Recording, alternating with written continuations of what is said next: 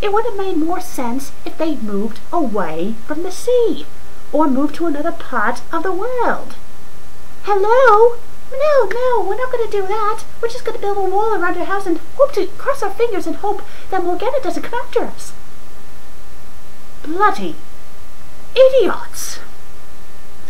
Carlotta, have you seen So, Not since this Ariel's in the house and she's looking for Melody, which cannot be found anywhere, so I wonder where she is. Surprise, surprise. Well, she doesn't look that bad, Melody. She looks really cute. And then she opens her mouth. Hey, Scuttle. Hey, Sebastian. What's kicking? Oh my god, what an annoying voice. Melody herself is a very annoying character. So as you can see, Melody wants to be a mermaid. You want to know how I can tell that? Well, listen to this one line. Oh, Sebastian, I can't help it. I just love the sea. Jeez, this is awfully familiar. It's a lot like the first movie. Except, reverse. You want to know what?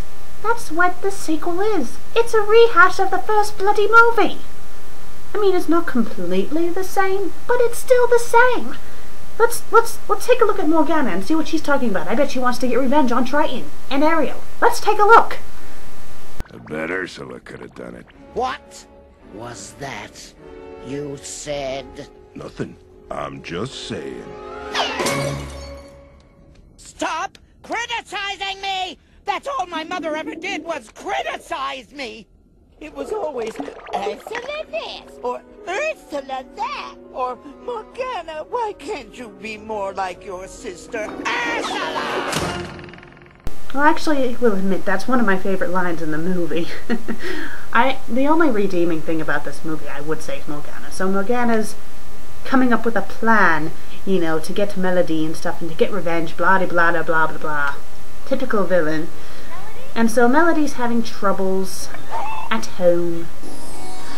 Ariel finds out that she's been going out to sea, yells at her for having the necklace that Triton was supposed to give her back when she was a wee little girl, but that didn't really work out. But she magically found it, and it doesn't look any rusted. I mean, hello, it's been underwater for like 15 years. You think it'd be a little rusted.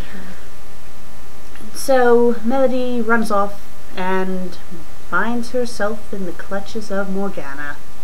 What a shock! Did you And so Morgana anything's possible. manipulates Melody Turn me into a mermaid? and turns into a human. Piece of fish cake, honey. I mean, no, wrong movie. A mermaid. Does she do it with a song? Let's look.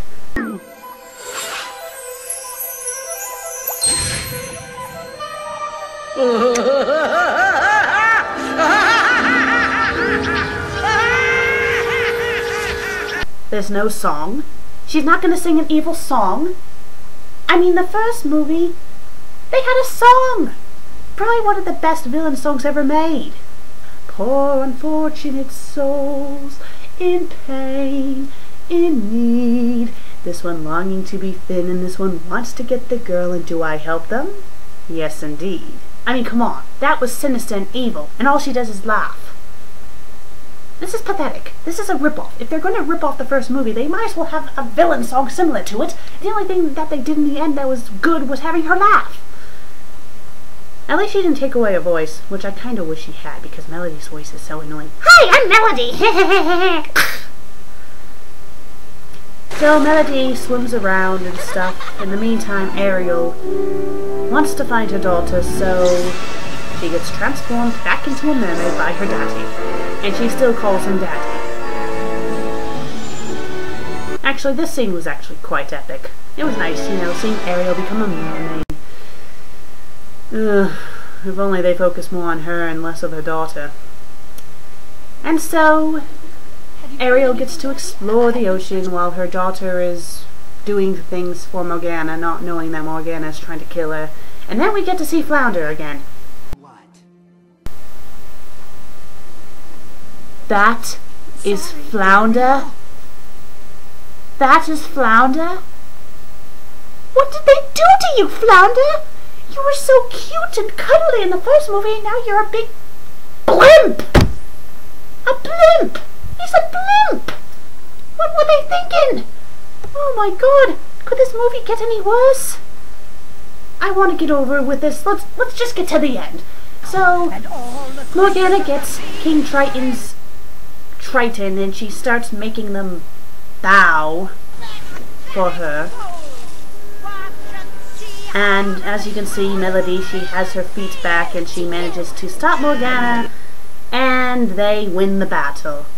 And the movie ends with this very charming song. I feel the music playing, it's swinging and it's swaying. I feel the rhapsody. Make it stop! Oh my god, that's like the worst song I've ever heard. That was even worse than the opening song.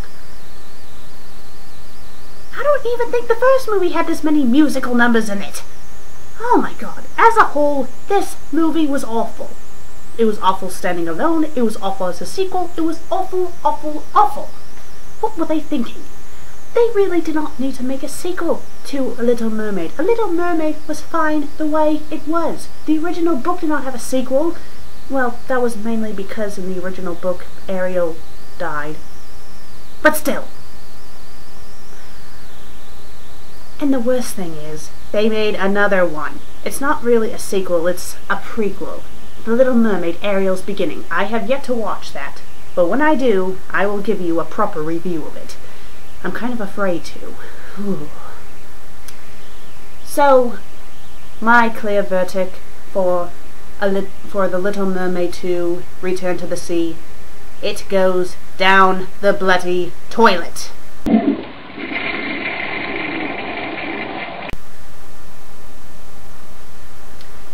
Well, thank you for taking the time to watch my show and hear my opinion.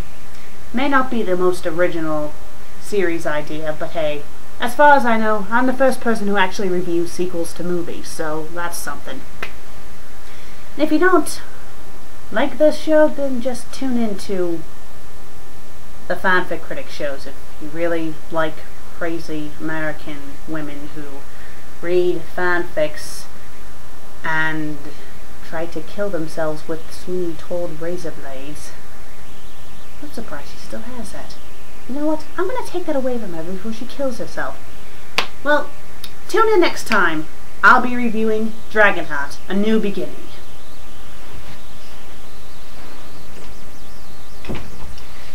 Oh, and if Laura is watching this, I was frozen today.